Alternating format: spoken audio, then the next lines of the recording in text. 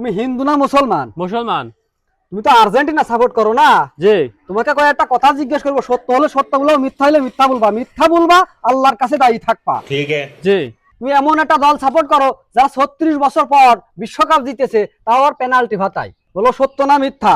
সত্য। রাগ করলা? না। তোমাদের দলে এমন একটা প্লেয়ার আছে বিশ্বকাপ আসলি বলে যে এটাই আমার শেষ বিশ্বকাপ, কিন্তু পরের বিশ্বকাপ আবার খেলে। বলো সত্য না মিথ্যা? সত্য। রাগ করলা? না। পৃথিবীতে তোমরাই একমাত্র দল যারা হাত দি গোল দিয়ে বিশ্বকাপ জিতেছো, আবার সেইটা নিয়েও গাল খাচ্ছো। সত্য না মিথ্যা? সত্য। রাগ করলা? না।